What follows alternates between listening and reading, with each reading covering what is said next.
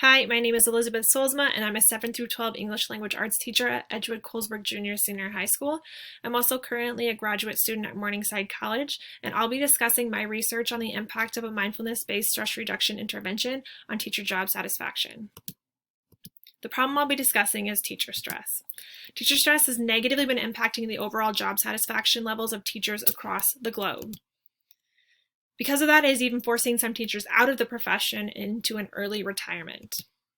The gap in the research was that many times the stress management resources was focused on providing that for students, but a lot of the research did not focus on providing stress management resources for teachers.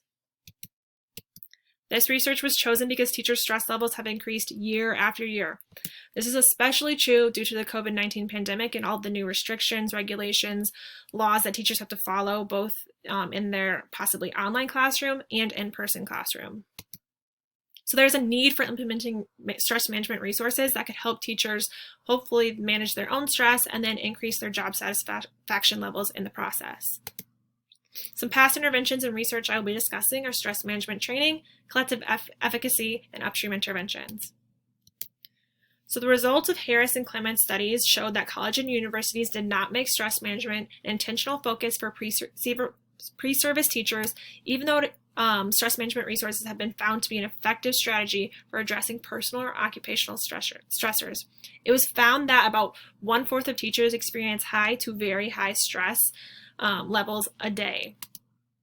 A downside to this research is that many stress management courses required specialized preparation and training, and many schools did not have the funding to provide this preparation and training to their schools, especially low-income schools were usually the schools being impacted the most by this. Collective efficacy is next.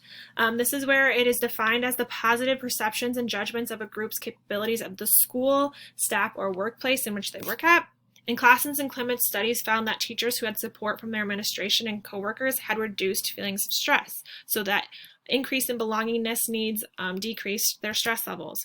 The downside of Claessens and Clements' research on collective efficacy is that it is limited to adult interaction that the teachers experience during the day, and it was estimated that teachers only experience about 5% of adult social interaction a day. And school administration that provided teachers with cognitive, behavioral, knowledge-based, and mindfulness interventions to deal with stress had the most positive impact with the teachers, while strictly informational collective efficacy resources were the least effective with the teachers. Next, I'll discuss upstream interventions. This is where the focus is on treating stress, the prevention of stress, rather than treating it reactively. So before it happens, hopefully we're dealing with it so it doesn't happen in the first place. This might include hiring psychological professionals or meditation videos that could be provided, those mindfulness resources. The downside of McCarthy's research would be that many schools do not have the funds to hire psychological professionals. So as you can once again see, the two major downfalls to most of these interventions were the lack of funds or the lack of time for these resources. The theory I'll be discussing is Maslow's hierarchy of needs. There's 5 levels to this hierarchy. These levels help humans to satisfy their own needs. So those include physiological, second is safety, third is belongingness and social, fourth is esteem, and fifth is self-actualization needs. Of these 5 levels, I will be focusing on the second and third levels, so safety and belongingness. For the safety needs, this means providing or offering a safe, secure environment that does not cause mentally or bodily harm or stress. So if I'm measuring or trying to increase or decrease the stress levels of my participants, I need to offer a safe and secure environment. The social needs was the next that I was concerned about, and this for this research, I'm trying to increase the social needs by providing Zoom meetings for the participants where they could log on and interact with other adults who are also in this research process. And hopefully by increasing those belongingness and social needs, then it increases their satisfaction levels. So the purpose of this study was to determine the impact of mindfulness-based stress reduction resources on teachers' stress levels and overall job satisfaction levels. The hypothesis was that the stress levels of the teachers would decrease and job satisfaction levels would increase after mindfulness-based stress reduction resources were provided to the participants.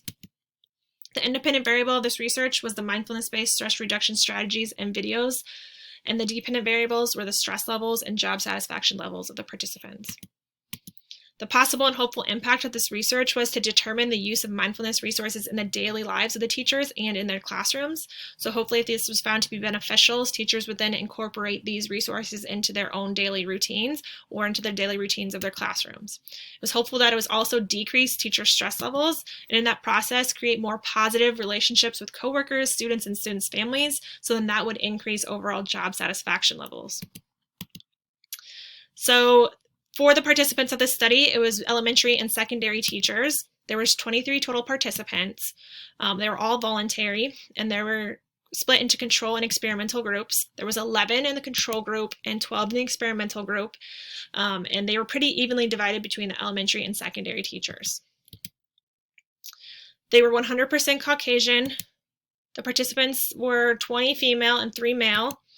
The average years of the teaching experience that these participants had was 14 years, while the average age of the participants was 37. The materials that were used was the Perceived Stress Scale, also known as the PSS-10, because there were 10 questions that were asked on a Likert scale.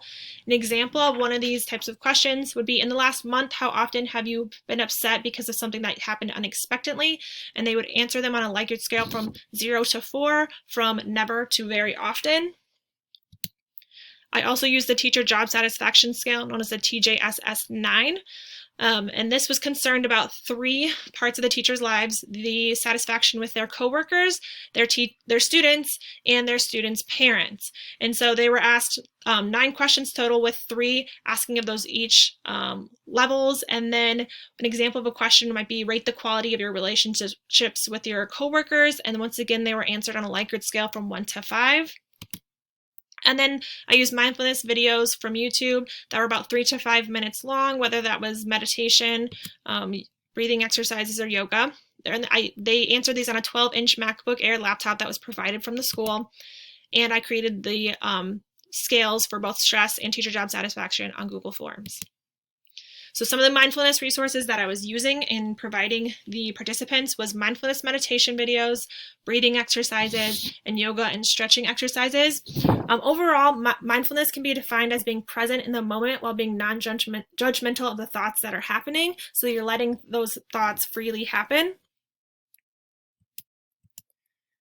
So this was a pre-test, post-test control group research design where I used the PSS-10 and TJSS-9 pre-questionnaires that were sent to both groups to be filled out on their laptops. After they filled out that, the pre-questionnaire, they had then 3 weeks. The experimental group had 3 weeks of mindfulness training videos. These videos were sent to them 3 times a week on Monday, Wednesday, and Friday at 7:45 a.m., where they were given the choice to either join the Zoom meeting or use these individually. After those 3 weeks, then the PSS-10 and TJSS-9 post-questionnaires were sent to both groups to be collected and analyzed, and once again filled out on their school-provided laptops. So the results were analyzed by using independent sample t-tests for both the PSS-10 and TJSS-9.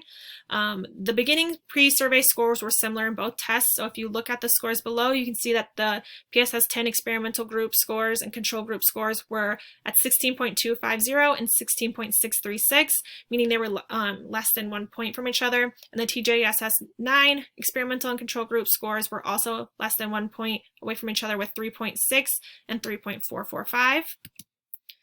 So this table is showing the independent sample t-test results for the teacher stress levels. So it used an alpha level of 0.5 for the statistical testing of this data. You can see while looking at the p-values that there was a statistically significant decrease in overall stress levels, which is what we want to see with stress levels. We want to see a decrease in stress levels. While Table 2 is showing the independent sample t-test results for the job satisfaction levels of the teachers, there was an alpha level of 0.5 that was used for statistical testing of this data. And once again, when we look at the p-values, we can see that there was a statistically significant increase in job satisfaction levels for the teachers, and we want to see an increase in job satisfaction levels.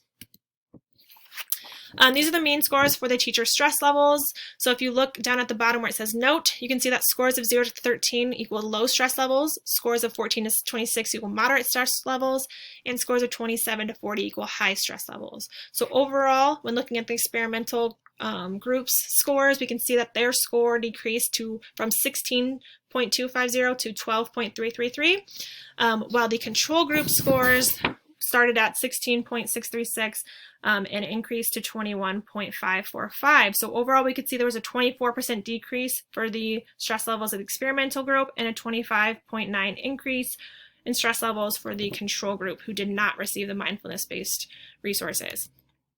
This is the mean scores of the teacher job satisfaction levels.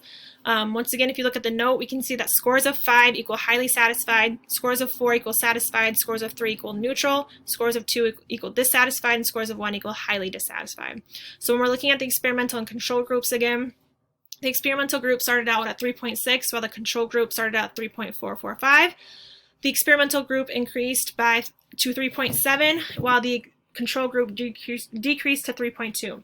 So overall, we could see that there was a 3% increase for the experimental group, while there was a 6% decrease for the for the control group. So overall, the results of the supported the hypothesis. The hypothesis was supported because the mindfulness-based stress reduction strategies had a significantly positive impact on teacher stress levels and a significantly positive impact on job satisfaction levels. And the two biggest downfalls that were being experienced in the past interventions was time and money. This was a very cost-effective way to decrease stress because it cost no money at all, because the YouTube videos were free, while it only took a small amount of time, usually about 3 to 5 minutes out of the teacher's whole day. So it also only was a small amount of time that the teacher would have to use for this intervention. Some implications for this research was the importance of schools providing administrations providing teachers with tools to deal with their stress and to help better student-teacher relationships through incorporating mindfulness tools. By hopefully incorporating these mindfulness tools, it is creating a better overall school atmosphere. So it's creating better student-teacher relationships, and which would then make parents much more happier to know that their students are being taught by happy teachers as well. Some of the limitations were the small sample size with only 23 participants, the gender with only having 3 males compared to 20 females. The diversity, they were 100% Caucasian, so there was no racial diversity between the participants, and the time limit. This only was for 3 weeks and 3 times a week during those 3 weeks. Some other limitations were the threats to internal validity, being the history. That's where unexpected events occur between the pre and post tests, which could then affect the independent variable. Obviously, COVID-19 was happening during this research process, and that would have an impact on any type of research going on. But also this could have been any outside factors that were affecting the teacher at the time, which is then impacting their stress levels and their satisfaction levels.